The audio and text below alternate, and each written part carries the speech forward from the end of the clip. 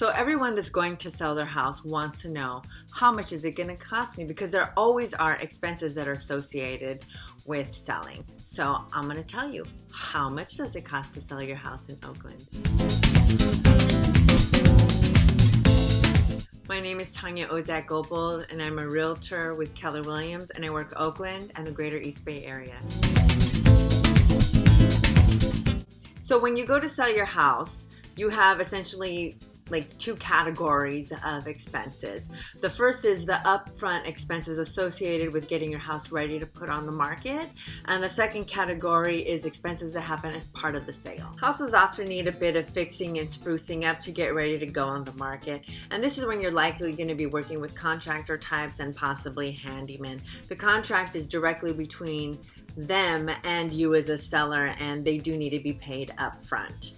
If you're interested in learning more, you can check out this video up here about that topic and whether your house needs to be turnkey. But the question is, how much does this cost?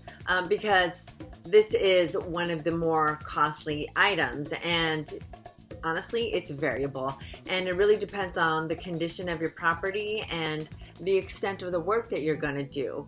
Also included in this is smaller fees like having enough smoke detectors, having enough carbon monoxide detectors, and making sure that your water heater is braced.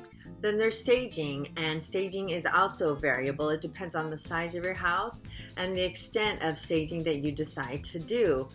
It also depends on the level of furnishings that you choose to have. And I'm talking IKEA and Target, or some of the latest and greatest from the hippest cool furnishing magazines. Also, who's doing it? You need to look and see what's included in the contract and for how long. You can research stagers online. You can check out their reviews and their websites and get different quotes for your home size. There's also the Natural Hazards Disclosures Report, and that's always about $100. Then there are inspections. Inspections are also variable. They depend on the size of your house. Which inspections do you do and how many are you doing? It also depends on the company, and you can research inspection companies online. Again, check out the reviews and get quotes on the various inspections for your home size. And also, it's good to ask to see a sample of their report to see if it's easy to read. So now, expenses that are part of the sale. So the first is county transfer tax, and for this, in order to find out how much that is, you get the purchase price of the house, you divide it by $1,000, and then you multiply that amount by $1.10, and that will tell you the county transfer tax. Next is a city transfer tax, and in Oakland, it's pretty expensive. It's $15 for every $1,000 of the purchase price. So again, divide the purchase price by $1,000 and multiply it by 15. So because it's pretty expensive, it is generally split 50-50 between the buyer and seller to help offset that expense. As a seller, you may also have to pay for the home warranty. And again, it just depends on whether it's negotiated or not. It depends on the type of the home and what coverages are negotiated. There's also the chance that you might have to pay some credits or pay for any repairs that the buyer negotiated with you during the process. And it's really difficult to know what these are in advance until you really get into the nuts and bolts of being in the transaction. And then there's commissions. The first thing to know is that the amount or the rate of the real estate commission is not fixed by law.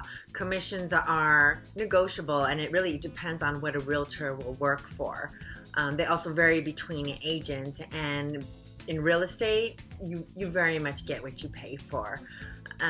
Because not all realtors are the same. We actually vary quite significantly, and it's really not a simple question of, well, how much is your commission? The services offered, the skill, the experience, whether there's a proven track record, a smoothly handled transaction, the professionalism, and probably most importantly, the marketing and negotiation skills are the criteria for evaluation. And so for all that, you might pay a bit more, but you're going to net much more.